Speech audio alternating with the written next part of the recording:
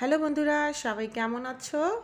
আজকে আমি চলে আসলাম একটা সাজেশন নিয়ে। সবাইকে একটা সাজেশন দিব। সাজেশনটা হচ্ছে, আমাদের সবার মাথায় প্রচুর পরিমাণ উকুন হয়েছে। উকুনগুলো কোথা থেকে আসলো কেউ জানি না। তো যাই হোক, আজকে আমরা উকুনগুলোকে কিভাবে মারবো সেটা এখন দেখাবো। এখানে আমি একটা ফার্মেসি থেকে অ্যালাইস নামের একটা লোশন নিয়েছি।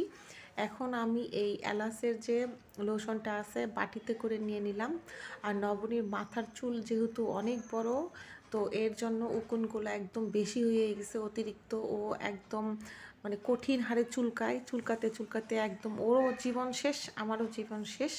তো এর জন্য আজকে আমরা তিনজনে মিলে এই এলাচ লোশনটা এরকম করে সুন্দর করে দিব।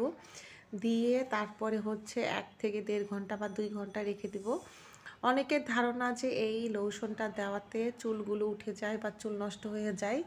চুল যদি নষ্টও হয় বা উঠেও যায়, তারপরও কিচ্ছু করার নাই, কারণ উকুনের যন্ত্রণায় একদমই টিকা সম্ভব না। আর এই উকুনের কারণে কিন্তু অনেকেই চুল, বড় চুল কেটে ছোট করে ফেলে, বা কেউ বা একদম টাক হয়ে যায়। তো যাই হোক, কোনোটাই করার ইচ্ছা নাই। তো এর জন্যই আমাদের প্রথম কাজ হচ্ছে, আমরা এই এলাচের যে লোশনটা আছে এটা সমস্ত মাথায় দিয়ে রাখবো। তো নবনীর এক সাইডে দেওয়া শেষ, এখন আরেক সাইডে দিব। এইরকম করে একটা খোপা করে রাখতে হবে, কারণ দুই সাইডে দুইটা খোপা করলে দেখা যাবে যে সুন্দরভাবে দেওয়া হবে। তো যাই হোক, আর এই কাজে কিন্তু একদমই কিপটামি করা যাবে না। যতটুকু পরিমাণ নেওয়ার তার থেকে একটু বেশি নেওয়া লাগবে।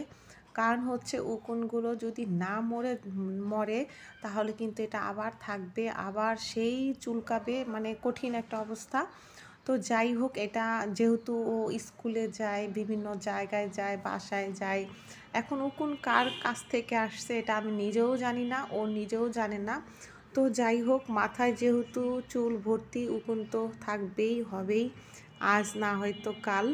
তো যাই হোক, উকুন মারার সিস্টেমটাও কিন্তু আমাদেরকেই খুঁজে বের করতে হবে। তো এর জন্য আমি আমার মতো করে এলাচ সাজেশন, মানে অনেকের কাছ থেকে শুনে বুঝে পরামর্শ নিয়ে তারপরে আমিও সেই আমার অনুযায়ী নবনীর মাথায় সমস্ত চুলে এলাচের যে লোশনটা আছে ওইটা দিয়ে দিলাম। এখন আমি সুন্দর করে এরকম করে একটু আঁচড়া নিব। আঁচড়ালে দেখা যাবে উকুনগুলো একটু এলোমেলো হয়ে যাবে, তারপরে হচ্ছে মরে যাবে। তো যাই হোক, এইরকম করে দুইটা খোপা করে রাখলাম। 2 থেকে 3 ঘন্টা রেখে দিব, বা এর কম সময়ও রাখা যায়। তো এইভাবে রেখে দেওয়ার পরে আমি সুন্দর করে এটা মাথা ওয়াশ করে ফেলবো শ্যাম্পু দিয়ে। তো ওর মাথা দেওয়া শেষ, এখন আমি নীলয়ের মাথায় দিব, তারপরে আমি আমার নিচের মাথায় দিব। তো 2-3 ঘন্টা হয়ে গেল, এখন আমি ওয়াশরুমে চলে আসলাম। নবনীর চুলটা সুন্দর করে শ্যাম্পু করে দিব। শ্যাম্পু করার সময় কিন্তু অনেক উকুন দেখা যায়। তো আপনারা নবনীর আজকে চুলের শ্যাম্পু দেওয়ার পর চুলকানি নাই, তা না মা? না, চুল অনেক বড়। হ্যাঁ, এখন তার চুলে উকুন মরে ভূত। আর নবনীর এখন আর চুলকায় না, তাই না? চুলকায়, একটু একটু চুলকায়। ওটা তো সময় লাগবে, একটু সময় লাগবে, যেহেতু তুমি আজকে দিচ্ছো এই জন্য। না, ঘুরো ঘুরো। তো যাদের বাচ্চাদের বা নিজেদের যাই হোক মাথায় উকুন আছে, অবশ্যই তাড়াতাড়ি করে এই সমস্যাটা সমাধান করবেন, কারণ এটা জীবনটা পুরো টানা টানা বানিয়ে ফেলে উকুন। আর নবনীর যেহেতু অনেক বড় চুল, তো এর জন্য ওর জন্য একটু অনেক কষ্টকর, চুলকাইলে অনেক কষ্ট লাগে।